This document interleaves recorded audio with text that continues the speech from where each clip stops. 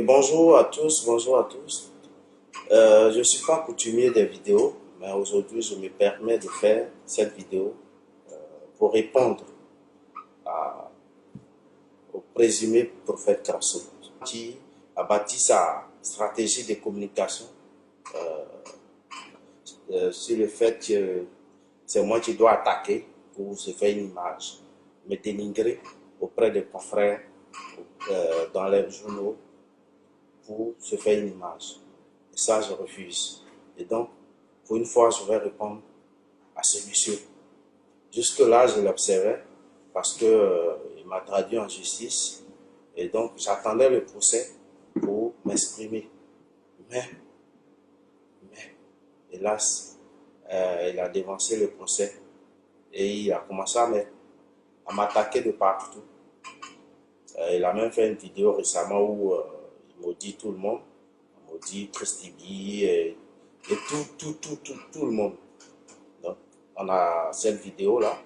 Et aujourd'hui, je viens de tomber sur une interview qu'il a accordée au site abidjanshow.com. Interview dans laquelle le présumé prophète Krasso m'attaque une fois de plus. J'ai dit, c'est trop, c'est trop. Un homme de Dieu, sa mission se trouve dans les églises, dans les ministères, en train d'évangéliser, de ramener, disons, des brebis perdues à Dieu. Mais ce monsieur est loin de cette mission noble d'homme de Dieu.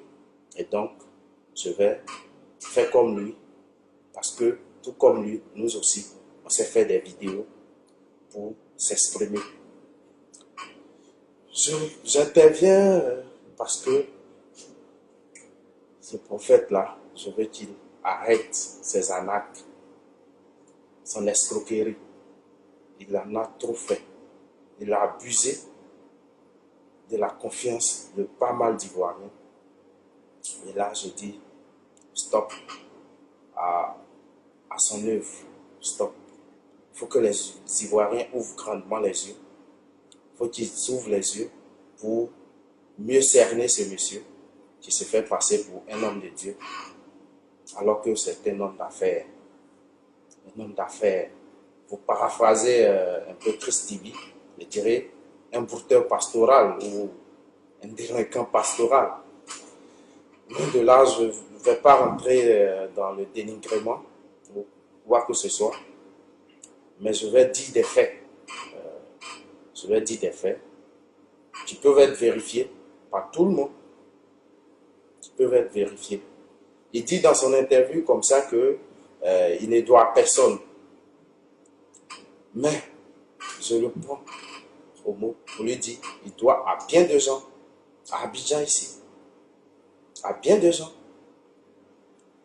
Il y a une dame dont je ne citerai pas le nom parce que c'est une personnalité. J'ai été chez elle. Une fille du président Oufoué, je crois. Elle habite à Biétry Canal. Il a abusé de cette dame, de la confiance de cette dame, qui lui a tout donné, lui a permis de connaître certaines autorités du pays, très influentes du pays. Le prophète Krasso était nourri, blanchi, avec de l'argent. Plus de 2 millions, il a eu. Il devait faire un travail pour cette dame. Il n'a pas pu. Ses vêtements se trouvent encore, sa valise se trouve encore chez la dame. S'il pense vraiment que ce que je dis est faux, qu'il vienne, on ira chez la dame. J'ai été avec un de ses collaborateurs chez la dame et ce collaborateur a pu récupérer lui ses affaires parce qu'ils ont fui nuitamment. Ils ont laissé leurs affaires, leurs valises et tout ça chez la dame. Pareil pour cette résidence à Angré. Angré au niveau du complexe. Je ne citerai pas le nom du complexe et je ne citerai pas le nom de cette résidence-là. au niveau de cette résidence, il a laissé une ardoise de plus de 1,5 million. Je suis allé là-bas encore avec un de ses collaborateurs qui a laissé ses vêtements là-bas aussi, tout comme le fameux prophète Krasso. S'il pense que ce que je dis est faux, qu'il vienne, on ira ensemble vérifier cela. Et puis, je tiens à dire au prophète Krasso d'arrêter de menacer ses ex-collaborateurs. Parce que à chaque fois qu'il sait que j'ai une information, il envoie des messages à ces personnes-là pour dire c'est toi qui donnes des informations à Philippe Klein pour essayer de m'attaquer. J'ai dit arrête d'envoyer ce genre d'informations, de menaces à tes collaborateurs, tes ex-collaborateurs. Arrête ça. Je prends un autre exemple avec Lato Crespino est témoin. Lato Crespino, Hervé Poisson aussi est témoin. On allait une fois comme ça, dans un village, je crois à Zaroko, il y avait une belle demoiselle, Tatiana, paix à son âme. J'ai appris qu'elle est décédée il y a 2 semaines de cela. Une belle demoiselle, bien. On taquinait un peu le prophète, on dit, bon, prophète, écoute, ah non, cette fille, elle est belle, en tout cas, on veut la voir. Et tenez-vous bien, l'homme de Dieu qui nous dit, écoutez, restez tranquille, cette fille est très dangereuse, elle a le sida, ne vous amusez pas avec elle, sinon, elle va vous donner son sida. On a eu peur, chacun s'est mis dans son coin, et puis bon, on a laissé tomber le dossier. Mais après, j'ai voulu vérifier, j'ai appelé la fille, elle est venue vers moi, et ce même jour qu'elle est venue vers moi, Tatiana n'est pas décédée, je ne peux pas mentir sur elle.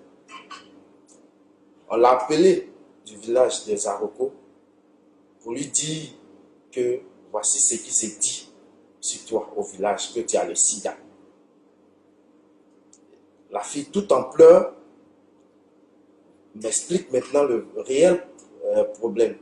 Elle me dit que effectivement, je ne dirais pas effectivement, elle n'a pas le sida, mais c'est parce que le prophète Krasso couche avec elle qu'il a balancé une telle information pour ne pas que quelqu'un essaie de la chercher ou de la draguer.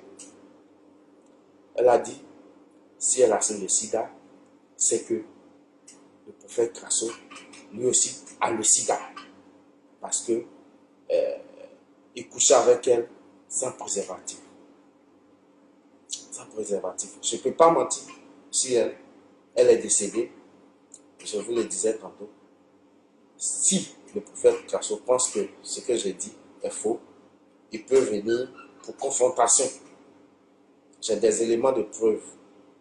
Parce que moi, ma profession veut des preuves. Donc, j'ai toutes les preuves. Bientôt, je ferai un grand dossier pour déballer tout ça. Voyez-vous, quand il va dans ses missions où il dit qu'il attrape les sorciers, je vous donne la stratégie aujourd'hui, où il dit il s'en va déterrer tel objet, tel objet. Je vous donne la stratégie aujourd'hui. L'information, je la tiens d'une source très sûre d'un de ses collaborateurs avec qui il faisait ses YouTube et autres. Et quand le prophète Krasso va, il est toujours en boubou dans ses soutanes là, avec un pantalon chasseur, où dans lequel il met, en tout cas ce qui doit déterrer, il met dans le pantalon chasseur, et il va dans le noir, toujours dans le noir, et ils vont. Quand ils arrivent, bon, à un certain niveau, il exige qu'on coupe la caméra, et puis dans le noir là, tout de suite, il fait ses micmacs et il sort quelque chose pour dire, bon, voici ce qui a été mis contre toi. Et c'est toujours comme ça. Son collaborateur dont je parle a été renvoyé, chassé, disons, pour avoir eu ce secret-là. Si Crasso pense que je mens, il peut toujours revenir là-dessus. Je lui donnerai les preuves. Des montages YouTube qui sont faits. J'ai ces montages-là avec moi. Tout ce qui est balancé, la plupart, c'est du truqué. Il y a plein d'éléments qui sont enlevés, qui sont vraiment truqués, qu'il balance. Donc, je vous donnerai toutes ces preuves pour que vous soyez vraiment rassurés de la mission de ce Crasso, fameux Crasso. Je ne dévoilerai pas tout ici aujourd'hui, mais c'est le premier épisode. Le premier épisode. Un homme de Dieu ne se comporte pas comme il le fait. C'est un bandit pastoral, pour paraphraser encore Christibi. Et je tiens à vous dire que le prophète Crasso n'est vraiment pas un homme de Dieu. Je m'en fous de tout ce qu'il a proféré comme paroles maléfiques. Ça retourne contre lui. Ça retournera contre lui. Parce qu'il ne peut rien me faire. Il ne peut rien me faire. Moi, je ne fais pas de la malhonnêteté comme lui. Donc, Dieu ne permettra jamais cela. Et donc, toutes ces paroles maléfiques sont retournées contre lui. Au nom de Jésus que nous prions tous, au nom du Dieu que nous prions tous. Je lui demande humblement d'aller donner les 7 millions, d'aller restituer les 7 millions de cette dame vivant à Paris qui voulait construire un hôtel dans son village et que Crasso a pris les 7 millions qu'il a dilapidés sans avoir fait les travaux de cette dame. Crasso va donner l'argent de la dame. Au lieu de te bavarder plein, tu es rempli de dettes. Un homme de Dieu qui ne parle même pas à son frère, à sa famille. C'est malheureux pour lui. C'est malheureux. Tu gagneras à parler avec ton frère Isaac Crasso, à te réconcilier avec ta famille, parce qu'un homme de Dieu ne se comporte pas ainsi. Un homme de Dieu ne se comporte pas ainsi. Tu gagneras à aller restituer les 400 000 francs de ce juge, je ne dirai pas son nom, de ce juge pour lequel tu devais faire un travail, tu n'as pas pu. Et quand il t'encaissait, te demandait l'argent, tu le menaçais à tout moment. Certainement la laisser à Dieu, parce que en tant qu'autorité judiciaire de ce pays, il ne voulait pas se voir trempé dans un tel scandale. Mais Crasso, tu as fait du tort à plusieurs femmes. Tu le sais. Tu leur as promis monts et merveilles. Le mariage. Tu as séquestré même, je dirais, cette jeune fille. Tu sais de qui je parle, Marley. Tu l'as séquestrée pratiquement. Tu l'as mise dans une résidence, parce que c'est en résidence que tu vis à Abidjan. Ce que je trouve pas normal d'ailleurs. Tu l'as séquestrée dans ta résidence. Pendant longtemps, tu lui as promis le mariage parce que ses parents ont un peu, ils vivent en zone 4. Tu sais très bien que je sortais avec ta petite soeur et donc je sais beaucoup sur cette relation.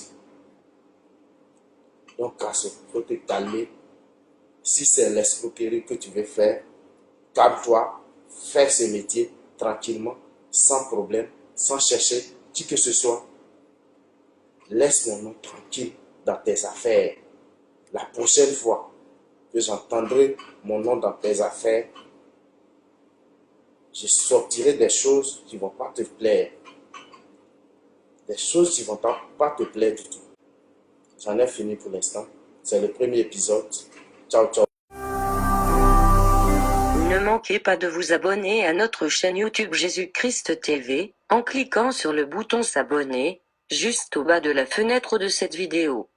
Ainsi, vous recevrez automatiquement nos nouvelles vidéos, et vous ne raterez aucune.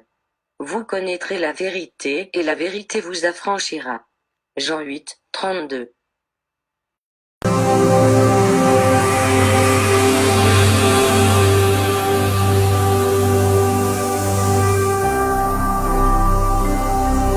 Jésus-Christ TV, vous connaîtrez la vérité et la vérité vous affranchira.